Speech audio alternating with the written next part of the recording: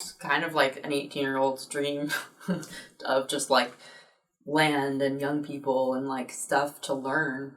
I'm intrigued to see what I'll say in this interview.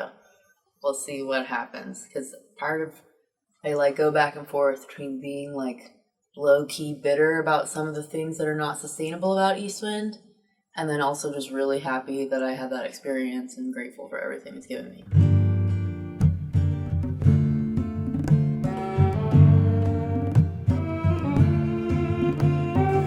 My name is Zan, and I live in Asheville, North Carolina. As far in depth as you want to go with it, how was your family life growing up? It was all right. I mean, we were pretty low income because both my parents are like artists essentially, and they're theater people, and so they pretty much were always trying to do like the art thing. And then when my dad left and my parents got divorced, my mom like settled to be a secretary and put her whole artistic stuff aside. And my dad was like homeless for a long period of time, and then moved away. And I don't know. I mean, it was all right, but we definitely like were. My parents were kind of at heart struggling artists, and that kind of passed over to us and in our like lifestyle a lot. And like I grew up for a large portion of my life like just messing around at the back of a theater with like costumes and stuff, and like was always in like theater summer camps and stuff like that. And then I left home when I was 17 to move to Seattle to try to go to Evergreen State College. And it was during that time that my dad was living nearby. It was during that time that I actually had found out about Eastwind. Well, I actually read the National Nat Geo article when I was 13 years old. And my dad and my stepmom and my family were like, this seems cool. This is still a thing. Like, who knew? And when I was living in Seattle, when I was 17, my dad was living in the area, and I hadn't lived with him for like over a decade. Hadn't really had anything to do with him for that time. But I met up with him, and we decided to move to Eastwind together. So I moved to Eastwind originally when I was like literally a couple months after I turned 18 in 2009 with my dad and my stepmom. What were your first impressions coming in?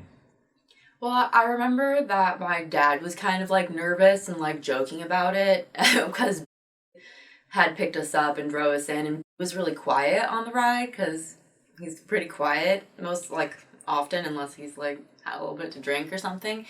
And I remember when we came to the Eastwind sign, and like my dad was like, all right, we're going in the middle of the woods, like we don't know what these people are gonna be like we don't know.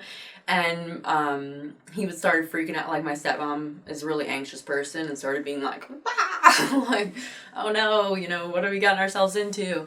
Especially because we went past like the resource yard and stuff, and like we were just like, But it was when we saw nutbutters. I mean, I don't know, my dad and my stepmom have like a really weird perspective on life, and they kind of like hype stuff up in a weird way, and they're just like, I don't know, like they're just weird, honestly. And so a lot of my first experience was like filtered through like what their opinions were in some ways. So I just was like, I'm 18, like this is cool. There's lots of woods here. There's big gardens. Like I was kind of like in awe and excited.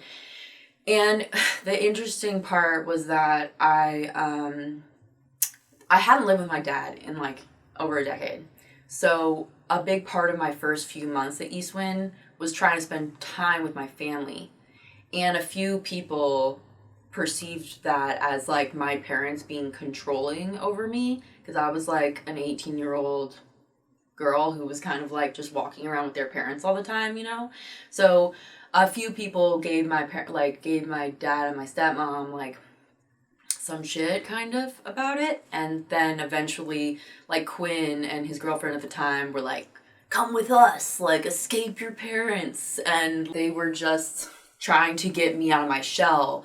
But what they didn't realize is that I hadn't spent hardly any time with my dad. So the first couple months, I was just trying to hang out with my family in some ways. And I was kind of meeting people, but I was also extremely shy and a highly anxious kid. So it wasn't until my parents left in March, because they decided it wasn't for them, that I finally was like, you know, my dad offered, you should come with us. And I was like, I'm staying here. Like, I'm 18. There's 1,000 acres of just pure wilderness to like run around in. Big gardens, like lots of people. I'm definitely staying here.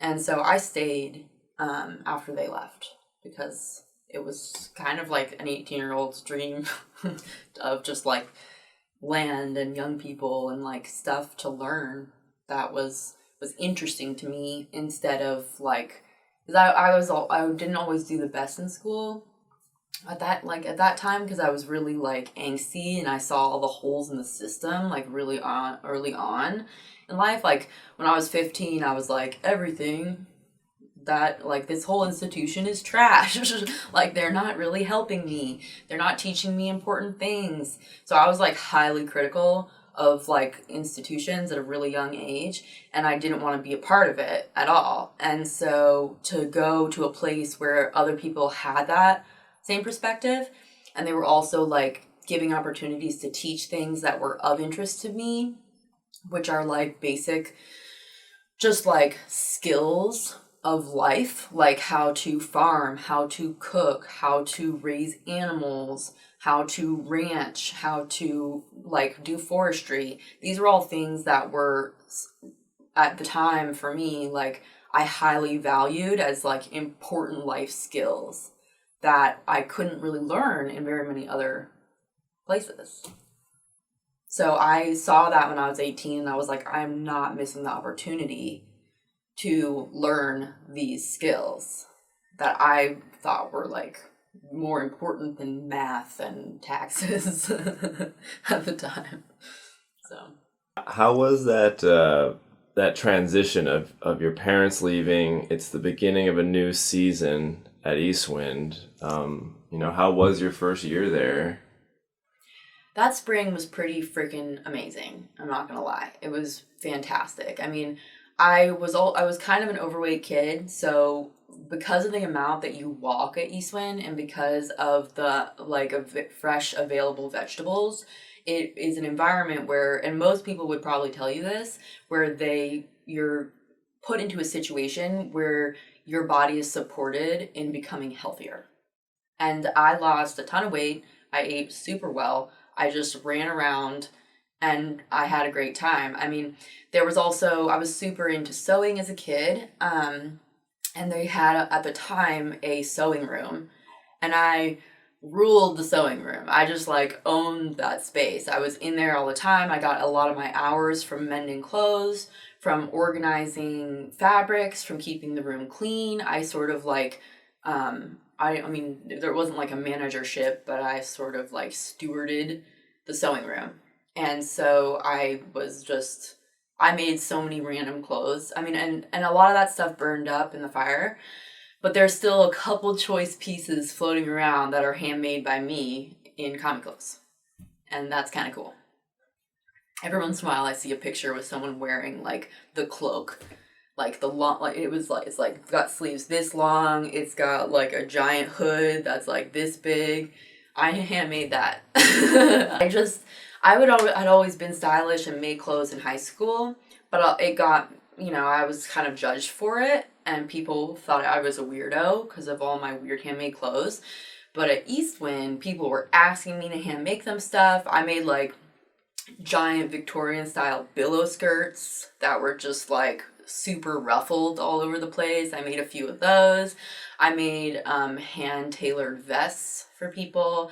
I also like mended a lot of stuff like that. And at the time I was like, I'm bringing this skill to community.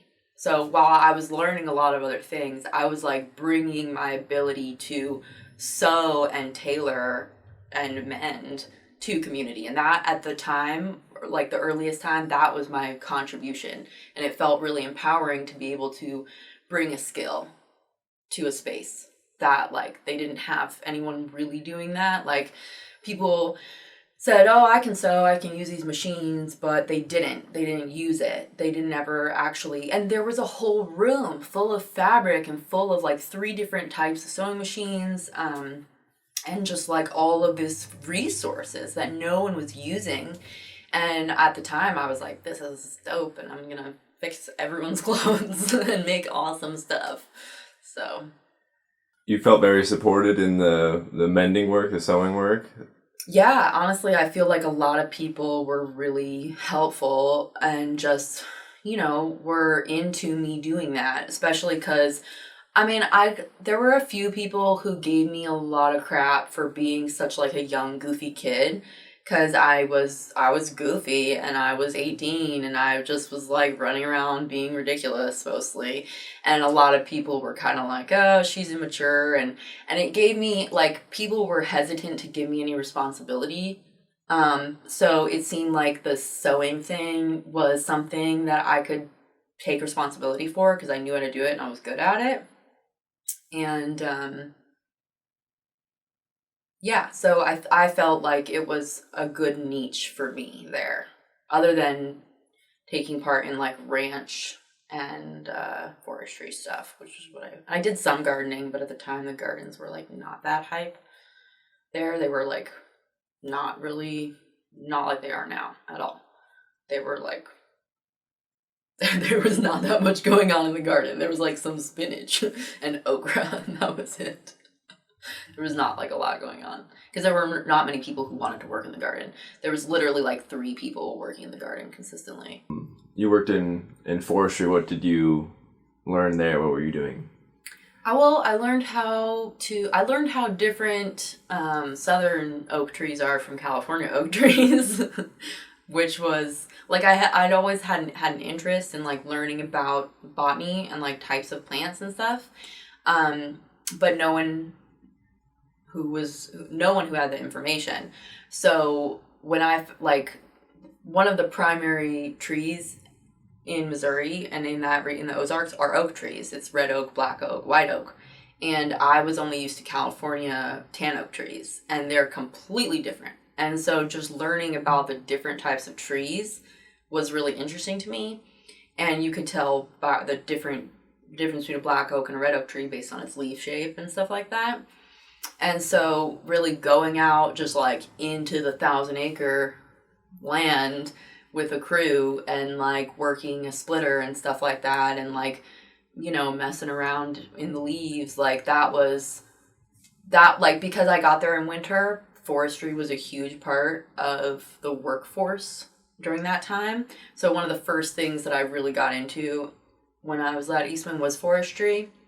And then, yeah, as the spring kind of went on, that work slowed down and whatnot. But yeah, it was great just like being out in the woods, not being able to hear a car or a plane or anything. And it was great. And I only had a few experiences like that, like camping and stuff. But there was always other people, even when you're camping. And so it was cool to just be like, I went hiking on the new land a lot.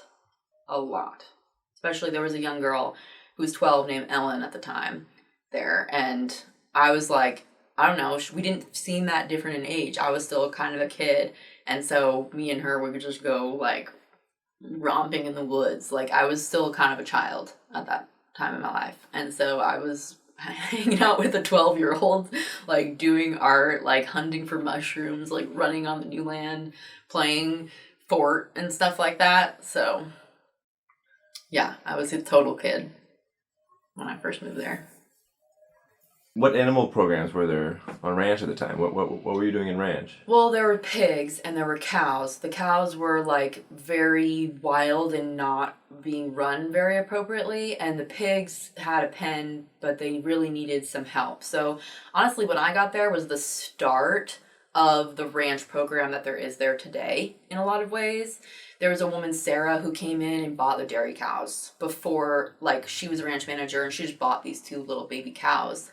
And I got into ranch because I was like, there's baby cows. So I was like, I'm taking care of these baby cows. So I did like feeding shifts, and then that kind of led me to work with corralling some cows and working with pigs. But they needed a ton of fencing done because all of the fencing was trashed and dilapidated at that point.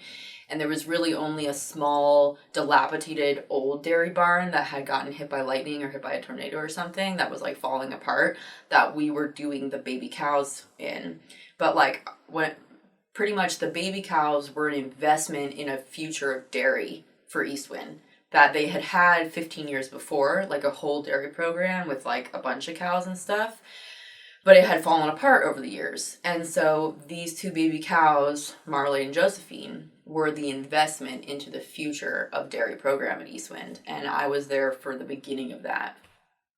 And I helped work with I just pretty much took care of the baby cows. And then did some like pig corralling and fencing and stuff like that, which was pretty much all there was. I mean, until they got enough fences up that they could actually run cows through separate pastures.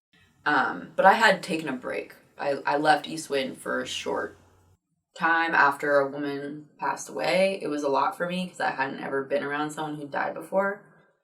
So I left Eastwind right before the music festival.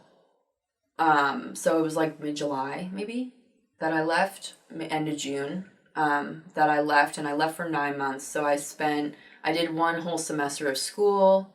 The experience being so young there completely changed me.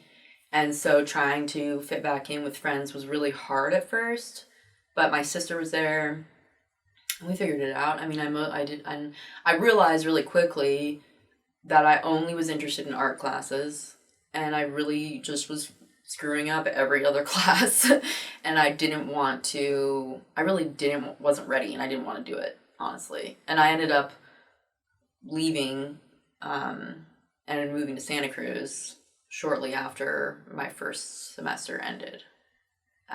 So I only really hacked like one semester of junior college before I was like, I'm not mature enough to be able to handle some of this, and I just want to go and like get away, kind of, because I didn't really completely fit back in again after everything. So I came back in 2011 in the spring. So I was 20. Yeah. And this is the second round coming back in. Yeah. And how was it then? I mean, a lot of the same people were there, and some of the people who I had problems with were gone. And there was a lot of new young people who were really cool. And so the group of younger individuals had grown, and some of the people who were sort of like cranky and not that happy with me had left. So it was pretty great. Kind of fell in love with another Eastwinder and and had a whole romance and yeah, I mean, that was pretty cool. And then they left like after about 6 months. So I was just like 20, and I this time I committed to like actually being more responsible with my work, whereas before I was like, I'm just gonna sew everything, and like, which was great at the time. This time I was like, I'm gonna try to, I don't know, be more responsible and be more like a part of things. So I got more involved with nutbutters. I learned how to like run shifts. I was actually like helping manage the goats, which people had gotten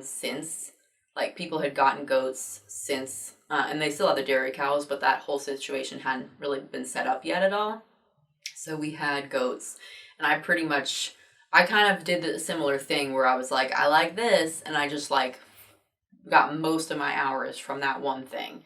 So I like made feed for goats, I made medicine for goats, I milked goats, I walked goats, I fenced goats. I literally just did goats. And at that, in part probably because the shower house with the sewing room and all that was gone, that had burned down. And so, I mean, not like I would have just gone back to sewing primarily, but there wasn't that resource wasn't there anymore. So I completely did goats and ranch and nut butters and cooking. And that was like the three things that I did more than anything else, was goats and cooking, which was, which was awesome. I mean, there were the person who was managing the goats, like we got really close, but they were not very into sharing responsibility, and they just completely like, I don't know, like there were these little issues with people that kind of started popping up more that second time around, because I think I was not just as like, footloose and fancy free, like this child pretty much who was just trying to fit in and figure their life out. The second time around, I was like, I'm here, I'm committed, and I'm gonna make some stuff happen. And some people who like didn't agree with the way that I did stuff, or really still didn't want to see me as someone who was responsible, even though I was showing up every time. I was there, I was doing the work, and I was saying I'm responsible. Like, they didn't believe me, and they didn't necessarily give me responsibility. And they kind of like made my experience trying to become more responsible harder, which continued to happen for the rest of the time I lived at Eastwind. And that was one of the main reasons why I kind of ended up leaving, because it was really hard to, I mean, part of the fundamental aspect of like egalitarianism is sharing equal work and equal responsibility and equal luxury. But there was something inherently flawed, because in the attempt to try to take responsibility and like have ownership over what I was offering to community, there was always a consistent attempt to try to remove that power, because people like it's almost like this subtle thing where it doesn't feel equal anymore. If you're more empowered to take action and to do work and to take responsibility, it's not equal. It's literally not equal with the people who are making it their job to avoid responsibility. And eventually those two aspects butt heads, where people who are making it their job to avoid responsibility start attempting to tear down the people who are empowered to take responsibility and make something happen. And that dynamic, as far as I can tell, hasn't changed. Do you think it was a thing of like, oh, you're too young and you don't know what you're doing? Or it was more like, I don't really want things to change and I'm going to sit here and criticize you? It was both. In the attempt to keep things the same way, people used my youth as an excuse to criticize me and pretty much keep me from fully engaging in like the empowered responsibility that I was looking for. There's a large kitchen space with pretty much multiple fridges, a huge stove, all of the counter space, and like industrial level equipment that you could need to cook a meal for 100 people. And when you show up, you either have a plan in mind and you've ordered some food through the kitchen managership to help create the meal that you have in mind for community, or you show up and you just see what there is and you make whatever you can out of what is there, which depending on the season and depending on who is the kitchen manager changes. So essentially, I would more so walk in and just make stuff up. And so I would walk in, I'd see what there was, if there was a ton of potatoes, if there was an overabundance of onions, potentially I would make like onion soup and like a potato and mashed potatoes or something like that. So it just depended on what was there. And the beginning of the shift, I would start by checking in with the person who was doing dishes and seeing if I could play my music. Because having your tunes playing in the kitchen is pretty much the only way to cook dinner at Eastwind.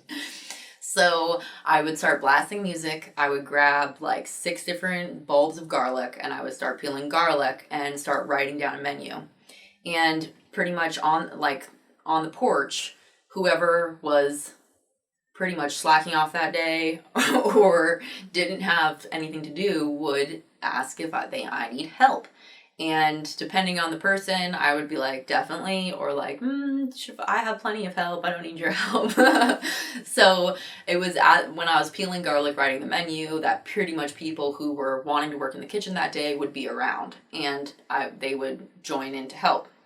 And then you spend about 2 hours prepping and like cutting vegetables, chopping things. Like if you have meat, you make sure to get that out of the freezer. And you just spend about the first 2 hours prepping everything. And then on average, you have about 5 hours to cook dinner, unless it was like a bigger dinner, in which case you would start a little earlier. Or if it was something really simple, then you would maybe start later if you wanted to slack off. But yeah, and then the second hour, usually everything's gets put, or after the first 2 hours of prep, the third hour, you usually put everything on the stove, get things going, and then usually there'd be a time for about a short 30 minute break or whatever as things are simmering down. And then after about the cooking phase, which is about the fourth hour of dinner, then the fifth hour, you would be starting to set up everything, make sure everything is cleaned and clear so that you're not leaving a huge mess for the person who's cleaning up after dinner, and get everything like plated and ready to serve. And then, and depending on the day, that would go really smoothly. And then some days everything would go to crap. No one wanted to help me, so it was just on me. I'd be walking around begging people. And then I would, be a little bit late to serve dinner, and everyone would be in the kitchen just being like, where's my food? Where's my dinner? Why is this late? So there is a lot of pressure to make sure that it's served on time. And it is a lot of work because you're cooking for like up to 100 people. So it's like knowing what the portion sizes are like really important. And you always want to maybe cook a little bit more because people love leftovers. People eat leftovers. I mean, unless it's something that no one liked, then it sits there for 2 weeks. How would you rate how well stocked the walk-in refrigerator and everything was? How satisfied were you and everyone there with the quality of food available? That completely depended on who was kitchen manager at the time and how well the garden was doing. In the summertime, if people had really done the canning, then we would usually have like a lot of good tomato sauce and different canned stuff throughout the winter time. But the kitchen manager, I was there during the time where there was a really bad kitchen manager, where they really didn't listen to what people wanted. They only bought like a bunch of really, like they just didn't talk to the gardeners about what was coming in, and they would end up buying onions the same week that we had a huge amount of onions come out of the garden, and there was a ton of waste, and it was like really irresponsibly managed, and that went on for a long time. I mean, it's like a year for each managership. So it was a huge amount of time that there was a lot of strife around food, especially because people, even though we were getting a good amount of meat off of the pigs and the cows that ranch was butchering, people wanted meat every night, and that just wasn't in the budget because they hadn't budgeted for that, because the managers hadn't communicated with how many with ranch about how much could be harvested. So like from the animals. So community runs completely on how well communication is. And when that communication breaks down because one entity is not willing or able to communicate with the other entities they need to in order to make that position and what that position offers efficient, then it can cause a lot of problems. I also lived there during a time where there were excellent kitchen managers who always knew what was coming out of the garden, always knew how much meat to be harvested, always knew what to buy, and it was like a freaking cornucopia. There was tons of food. We had a huge variety because instead of wasting money on onions that we were pulling out of the garden, double the amount of onions, they were able to buy other luxury items like chocolate chips and cocoa instead of just more onions that we didn't need. So that completely is dependent on who's running the kitchen and how it's being managed. And I think that like it kind of ties back in if people are resistant to change and resistant to allowing people who are young and excited to engage in responsibility, then you get people who are tired and over it doing those jobs. And because they don't want to change, instead of allowing the person who's excited to do that job and has good ideas to take responsibility and make it happen. Which was the biggest difference. The person who sucked at kitchen managing was someone who lived there 12 years and didn't care. And the person who was amazing at it had literally just moved there 6 months prior and was like, I'm going to do this job. I'm going to do it better than this person. And finally, people allowed that to happen. How did you like working in the nut butter factory? Well, it honestly was two different worlds. Before the USDA crackdown, or the FDA crackdown. Just wanted to pause a second and provide some context. In 2009, the FDA first came to Eastwind to inspect its facilities. This was the first FDA inspection of Eastwind nut butters in its 28-year history.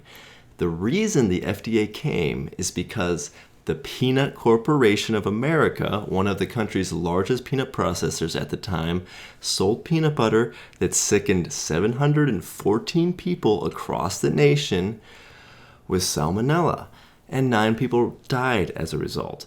This was the largest food recall in U.S. history up to that point, and it immediately increased scrutiny of all existing peanut butter operations, as well as resulted in new legislation known as the Food Safety Modernization Act that passed in 2011. This legislation completely changed how every food factory in the U.S. operated. 5 executives at the Peanut Corporation of America, which went bankrupt due to this event, got multi-decade prison sentences as a result of them knowingly selling peanut butter contaminated with salmonella. These people would take samples of peanut butter from each production run, and if one of the samples came back as positive for salmonella, they would ignore it and send samples out to other laboratories until they got a negative result for salmonella. Their facilities were not maintained, and there were abundant opportunities for water leaks to contaminate the peanuts. There are even stories of them using bags of peanuts that had sat outside in the rain with flocks of seagulls around. Yeah, really fucked up. Anyway, Eastwind Nut Butters has never undergone a recall and has never made anyone sick with salmonella. Knock on wood / not being completely driven by profit. And after the FDA crackdown. And so before the FDA crackdown, it was really fun. It was a good time because there wasn't, like, people were mindful and sanitary and careful, but there weren't these strict rules to abide by in the same sense where people were paranoid. People weren't paranoid before the FDA crackdown about working in the nut house and, like, abiding by the strict protocols.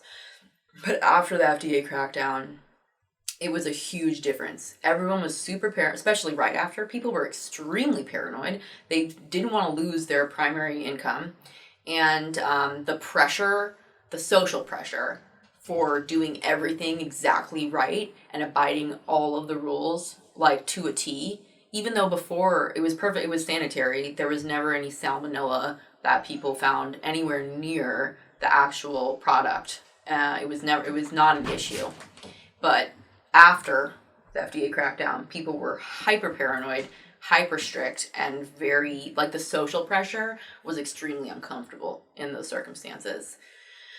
So it was two different worlds. Like, it was having a fun time, all kind of that worker man sort of like, we got to get it done. Like, let's work together. Let's make it happen. This sucks, but we're doing it. It was like this camaraderie to get it together and like produce the nut butter and working together. And after, it was like some people were just like hyper freaked out, and the energy underneath fluorescent lights when you had to work for a solid 4 hours, especially if there were any problems with equipment, became kind of like unbearably like anxiety promoting. So that's why I became a coordinator, because I wanted, and I would do 15-pound tubs. So it was just me and one other person, like, filling tubs. And that, and I could choose who I got to work with. And so, and I knew I'd already worked to some extent in the nut butter factory for 2 years at that point, when I started coordinating, that I knew how to fix a lot of the problems, and I knew what the different levels of like the machines and how finicky they could be, and like what to do and who to call if you had help, or if you needed help. And so, and who not to talk to if you needed help. And so I was pretty confident, and that was my way of like dealing with the drama of the FDA crackdown. And maybe talk, you had already mentioned this a little bit with, newer people coming in and bringing new energy. Talk about the burnout cycle. Yeah. Well, one of my least favorite quotes, common sort of mantras at Eastwind were, the "we can't have nice things." And "we can't have nice things" wasn't just like, oh, it wasn't something someone just said when someone else messed something up. It was a mantra that people invoked when any change was going on that could improve community. And it was sort of it came along with the attitude of like, well, the change would be too much for community to integrate. And so this whole we can't have nice things mindset infiltrated every new person who came. And while at first there is this like light and glow and excitement of like this whole new world of possibilities and opportunities and resources, eventually the "we can't have nice things," along with the like, this is how we do it, this is how it's always been attitude, really wears people down and makes it feel like no matter what you do or try to improve or how much responsibility you try to invoke into the scene, just can't really blossom. It can't really go anywhere. Because, again, people who were unwilling to take responsibility would constantly be dragging and disempowering and equalizing those who would want that. And that takes a huge toll. Eventually you can commit to the area and the niche in which you can have an effect and you can have an improvement, but eventually you kind of get settled into that niche. The attempts to improve other areas diminish completely, and you just feel locked into doing the same thing every day. And that is what I think the most draining aspect is because there's not a lot of room for creativity. Some jobs, once you start that job, people expect you to do that, and because they don't want that responsibility. I'm sure you know what it's like to get pigeonholed into one job that people see you as, and they don't want to hear any of the other ideas you might have for other areas because they need you to do that one responsibility so that they don't have to. But it's kind of like, just the whole equality thing ends up being like, this isn't functioning. This isn't equal. The people who are slacking every day and even just lying blatantly about hours, and people know that they're lying, like, there's nothing you can really do about it except for work harder. And the harder you work, the more people expect in one area, the more people expect you to continue to pick up their slack in that area. And eventually it isn't equal anymore. And while you are both working 3, maybe 4 times harder than some people, they also won't give you the resources to make it better. Because there's so much potential. There's so much money. You could do it. It's just the attitude. I had been working 40-hour weeks in ranch and in the garden, and I was pretty much, at the time, everybody quit doing goats. Everyone quit. They just didn't want to have to deal with the goats. So I was literally doing every single milk shift. Well, there was one other person but they had children, so they were only able to pick up 1 or 2 milk shifts a week. So, that was insane. I mean, that had been the majority of 2013. In the winter previous, everyone quit. I literally was the only one working in goats and doing all of the stuff for goats. And the ranch manager had cut the budget completely. I didn't have any money. And they wouldn't give me money to take care of these animals, which is highly irresponsible and honestly lacks integrity for caring for other beings, and is, in my opinion, completely fucked to not just be unwilling to take care of animals that are your responsibility.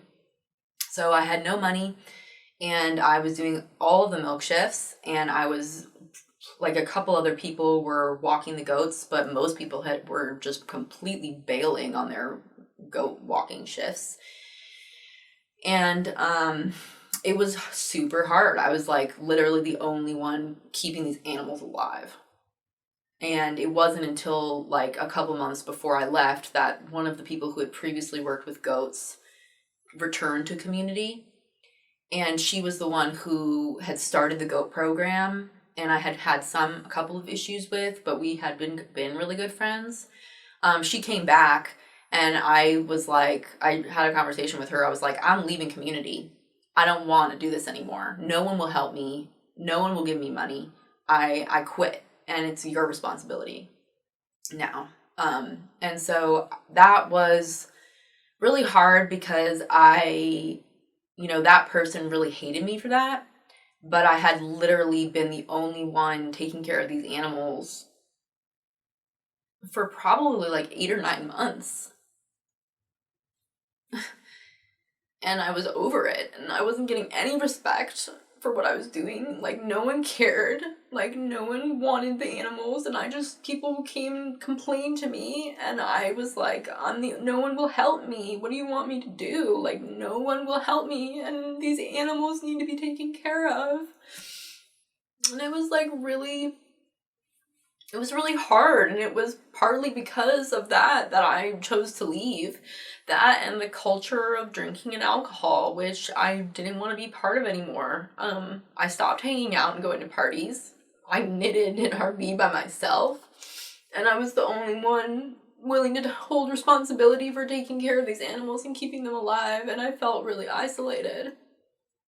And, and then some of these long-term friendships that I'd had sort of like started getting complicated, and a lot of like people one person in particular really going out of their way to make my experience really hard there. And I just felt like I had learned everything I could. I had taken as much responsibility as I could. I had managed and I came to terms with the fact that I did the best job I could under the circumstances, but because of the unwillingness to be flexible of multiple managers and just the community in general, I couldn't do anymore. There was nothing else that I could do to make it better. I had literally tried everything, and it wasn't going to change. So I felt like I'd learned everything I could. And I was like, well, I'm a lot more than this. I'm bigger than this place. Because at the end of the day, it was just like, it's so small-minded to refuse to change to make things better just because we can't have nice things. Yeah, I left. And I moved back in with my mom. I started working for a landscaping permaculture company. I made a lot of really good money doing that. And I moved to Grass Valley for a short period of time. And then I went to Peru for 2 months and was in South America. I learned Spanish. I traveled by myself in a foreign country. I came back to the States and I purchased my vehicle. And then I went on a road trip across the country. And I ended up living in my car for 3.5 years I traveled across the country. At this point, I've driven across the country about 8 times, with friends and without. I returned to Eastwind and spent time there and wasn't responsible for anything or invested in anything. I offered my services in helping work and continue the community. I hung out with people I loved. I met my husband, and we continued to travel and move around and explore the entire country and other communities. And then we came back about a year after we had met there and got married at Eastwind, which was phenomenal. My wedding at Eastwind, I wouldn't have had it any other way. I wouldn't have had it any other place. It was, at that time, the place that I still knew to be the best home for me. And it had, I had 100 people that were in some way part of my family, whether they were, my closest sibling relationship or my most obnoxious cousin. And this is when I met you. So maybe just talk, you came back and you were doing yoga and you were, just talk about how refreshingly different it is when you come back and you're not going to be tied down. You ignore the narrative of sustainability that they try to sell you, because that's just not true. The very culture is not sustainable because of the way, the social attitude, the lack of support for families, which is a whole conversation to have, which I, as someone who's not a mother and never tried to have kids at Eastwind, I can't speak to it personally, but I watched multiple families get removed through peer pressure, even though having kids is and supporting kids and growing up in a lifestyle that's productive and based in egalitarianism is probably the most important thing that you can do to change the world, as states in the Eastwind bylaws. The complete rejection of any sort of actual sustainability like that, if you would just put all that aside and pretend that it is summer camp, which is how most people treat it. Most people who are young and are only coming for a season or are new, it's just, and especially in the summer or the spring, it's just a big summer camp. Literally. There's so many activities. You learn a bunch of skills. The managers are like your, what is it called when you have a camp counselor? And you just get to run around, enjoy the woods, party with all your friends, and work and do some sweat and labor and feel alive in your body. I mean, if you treat Eastwind like summer camp, then you have nothing to fear about any of the true, lacking aspects that are present in its attempt to create a new world social structure, which is what it claims to be. What do you appreciate most, looking back? When people ask me about what I do with my life, or they're like, what is your story? I'm like, well, I did about 4 years at an intentional community college, is what I tell people. Because I do feel like I grew up at Eastwind. I literally moved there, that's pretty much a month or two after I turned 18. I stayed there till I was 22 years old, about to turn 23. And I grew up there. I feel like it offered skills and abilities, everything that I thought I'd get when I was 18 and wanted to stay after my parents left, I got. I learned how to butcher animals. I learned how to tan hides. I learned how to grow a garden. I learned how to graft branches onto fruit trees. I learned how to dig swales and berms. I learned how to build and use carpentry equipment. I learned how to cook for 100 people. I learned how to choose a tree in the forest that needs to be culled to make us all warm for the winter. I learned how to milk goats. I learned how to cut hooves. I learned how to allow goats to mate and put them in the right position. I learned how to fence.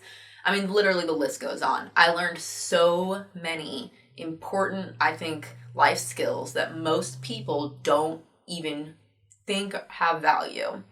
But I have used those skills multiple times since then in many different ways.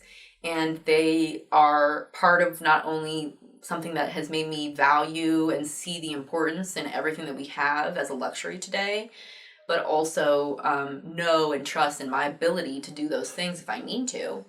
And to be honest, like that information most people don't have. You know, those are skills that a lot of people have forgotten or don't find value in anymore. And I think they're extremely valuable. And I think that they built my character in a way that makes me not only practical, but also appreciative and truly like grateful for everything that I have in my life. And I mean, I don't think that I would really be me if I hadn't lived at Eastwind and grown up there. And while I really don't know very many people there anymore, I mean, I got married on the land. I fell in love for the first time. I was 18 and I was still a child, and I would just like run through the woods and build forts. I feel like so many different phases of my life happened there. Even under just such a short period of time, I grew up there. That's all I guess it's like, that's really it. I grew up in Eastwind. And now I am happy to find ways to apply those skills and create careers out of them that are fruitful. And I'm really happy to be having had a community experience and know what it's like to live with people. Now, in this house is the first time I've ever not lived with roommates or in community. So this house that I'm in right now is the first home that is my own, that is not communal living of some kind. So my entire life previous to now, even as a child sharing rooms with my siblings, I've never not lived with someone else as a roommate who wasn't like my partner. I've always lived in communal situations. So this is significantly different because I have like stepped up into a phase of living that is not communal, which if you've done it for your whole, like, it's a great experience and I wouldn't change it because you learn compassion and how to communicate with people in ways that you could never learn, even in friendships. You know, the network of people that you met at Eastwind, and I mean, are your closest friends all from Eastwind? Yes. Or Black Bear, which is another community that a lot of Eastwinders had moved and traveled through. So between Black Bear and which a lot of Eastwinders had gone and lived there at some point or another, and Eastwind, I would say that 95% of my friends are either from those communities or travelers between those communities. And while the majority of them don't live there currently and have moved on, they're for sure, I mean, they're the people I grew up with. I'm married to someone who had whose family also had a history at Eastwind. And who I met at Eastwind. And all of our friends, all of our mutual friends are from the community circuit or the traveler circuit.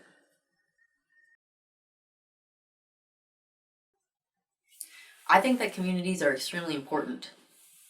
And I think that it's important for people to set an example about what living could be like and return to building skills that are directly in concert with the land. And I think that is something that we need more of. But the biggest hindrance to that becoming something that is an actual example that's positive for the rest of the culture is the strategy of escapism that most people engage in when they go to the communities. Most people, including myself, went to community to escape, not because of an ideological need to create something new and different and promote and protect and grow a different type of culture, while that may have been a concept that, people who've gone to these communities in general, like, engage with or find valuable, escapism and is, like, literally the bane of community life and creating a sustainable culture, because that leaks in and enforces the lack of change, like the lack of desire to change anything, and actually grow the spaces that we really do need examples of in order to, like, shift, I think, the current social dilemma of just, like, complete and utter lack of sustainability that we have in American culture. So while they're, like, an extremely important example, it's really just a product of the diseased culture, is that people want to escape it to go and find this other thing. But the commitment to growing those things so that they're actually viable examples is completely upended by the escapism. Escapism takes primarily, at Eastwind, it takes the form of alcoholism and substance abuse. Yeah, and I think that's really common in most of the communities that I've been to, is that there's some type of abuse of resources in order to continue to fuel the escapism.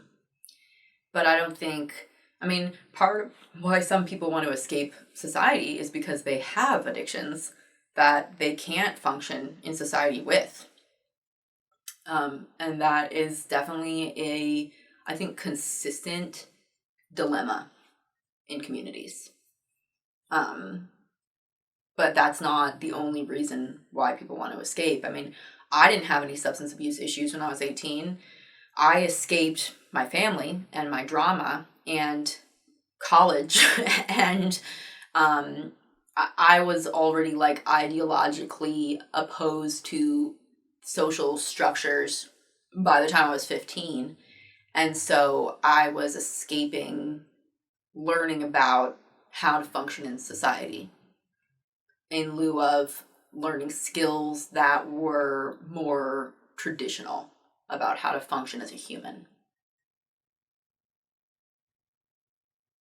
And the learning curve for how to function in society is still working, because I avoided it for 5 or actually longer even than my time at Eastwind, because I lived in my car as a homeless person intentionally and traveled for 3 to 4 years. So my escapism from becoming a functional member of society continued long after my stint at Eastwind, but and it's really just been remedied in the last 4 years as far as, like, learning what it takes to function in society.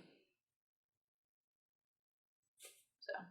And that learning curve is ever changing, huh? Oh yeah, definitely, it's definitely changing. But I'm getting better. Just like any skill, you get better at it the more you practice.